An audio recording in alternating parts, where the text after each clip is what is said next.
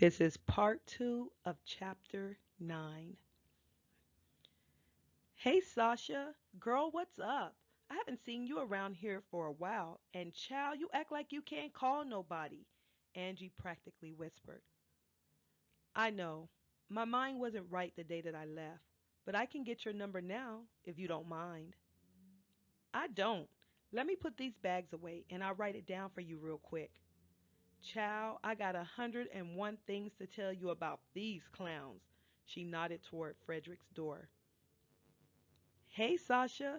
Good to see you, Wayne said. Oh, by the way, you wouldn't know anything about gospel music, would you? You know I work at the printing press, and I was designing some posters, tickets, and flyers for a Yvonne Adams concert, and there was a Sasha D opening that night. The picture was only about 5 inches, but it looked a heck of a lot like you. All Sasha could do was sing a little bit from The New Me. Wayne's face lit up and he yelled to Angie, I told you that was Sasha. You owe me $50. Sasha, how the mess do you go from living with your living boyfriend 1 month to recording gospel music the next? Angie seemed almost mad. When the Lord is ready to work in your life, it's a done deal. Girl, it was just my time. And it couldn't come at a better time. And I couldn't be happier. Well, congratulations and good luck with that. I heard a few of your songs and they all sound great. I went to the computer when I saw the Sasha D picture and I wanted to read the bio. Of course, there was no bio at the time, so I was trying to listen for your voice. I couldn't tell. I didn't know you had skills like that. Wayne was being amicable as usual. Sasha didn't know her songs were available anywhere. She would have to talk to Anthony about that. Frederick cleared his throat behind Sasha as Angie handed over her phone number, waved goodbye, and closed the door. When Sasha turned around, she was taken aback by Frederick's presence. It had been 6 weeks since she'd seen him, and her heart still ached with love for him. This was not anything she could sweep under the rug and forget about. They both just stared at one another for quite some time. They didn't even know how to communicate with one another on a platonic level. They were lovers who couldn't do what lovers did. Finally, Frederick reached out and grabbed Sasha and simply hugged her. He held on for a long time and repeatedly said he was sorry. Sasha's eyes began to water, and she was shocked at his demeanor and hers. Sasha could feel her neck becoming wet, and she realized that Frederick was crying as well. Why didn't they just get married if this was how they really felt about one another? This was the only thing Sasha could think of as she took in Frederick's scent and melted in his arms. When they finally released one another, Frederick took Sasha's hand and led her into his home. He pulled out a dinette chair and motioned for her to sit down. He went to the refrigerator and took out a can of cactus cooler and poured them into a glass.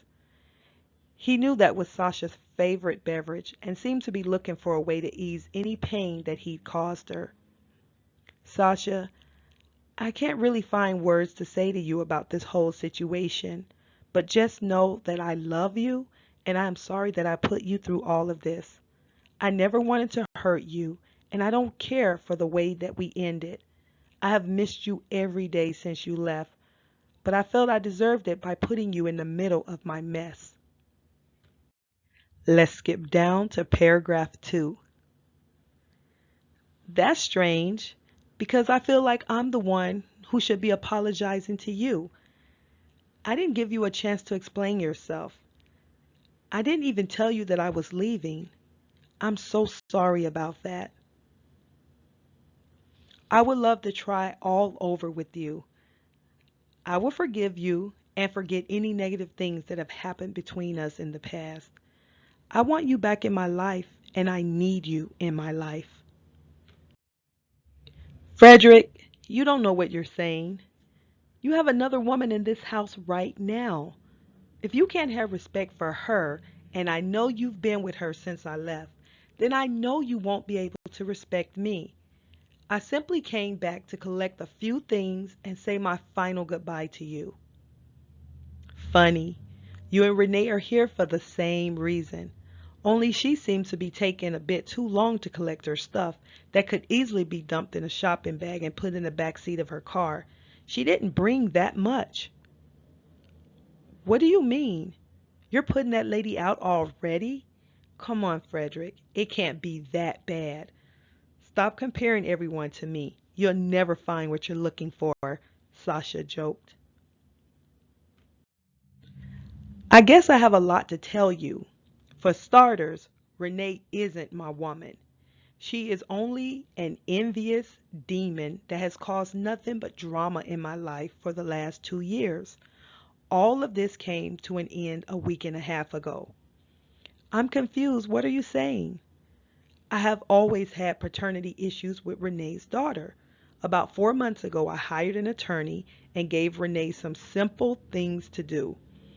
In order for me to continue paying child support and providing medical coverage, she had to have the baby undergo a paternity test with me.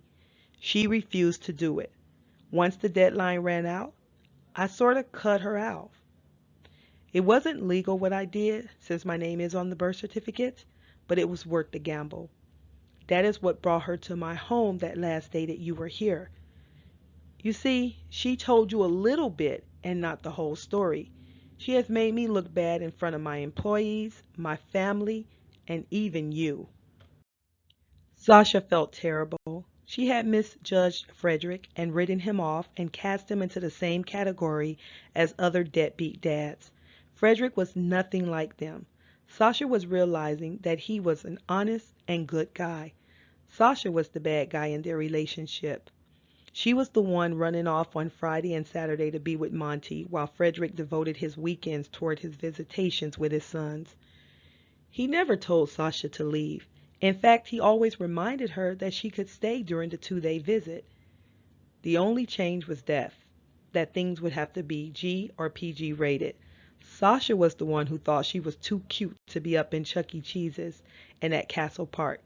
She'd rather she'd rather go to Los Angeles and club hop than to be cooped up in the house watching Netflix, movies, and eating popcorn. Oh, Frederick, I had no idea you were going through all of that. Why didn't you tell me? I would have understood, and I probably would have been able to help you. Sasha became gentle toward Frederick. Sasha, trust me, the old you would not have responded as you just did. You have changed so much, and I'm glad it all happened because it allowed you to find your spiritual side. I've heard all of your songs, and I knew it was you. You were always singing for me and singing as you paraded around this place. I'll tell you, I haven't been the same since you left. Renee walked to the door struggling with two large black bags. She was dragging them both at the same time and her eyes were red. Frederick rose from the table and opened the door for her. He excused himself, grabbed one of the bags, and headed down the stairs. Sasha watched as Renee made her way to the door. Well, he's all yours. You win. But I know it ain't no thing to you. You always win and always get your way. Have a good life, Sasha. Renee was bitter. I'm sorry things didn't work out for you. You know I stepped away and made sure I was no problem for you or your baby. My heart goes out to you and I hope you find what you're looking for. Look towards God and ask Him to give you strength. Oh, I have talked to God and Sasha, He has given me strength. Since I found out that Frederick isn't Tanya's father, I had a paternity test done on this guy named Stephen Charles. He's an ex-football player that's into real estate now. He's the dad, and now my baby is going to be straight. And Frederick is a sweetheart. He isn't even trying to get back the $700 a month that he has paid me for over the last year.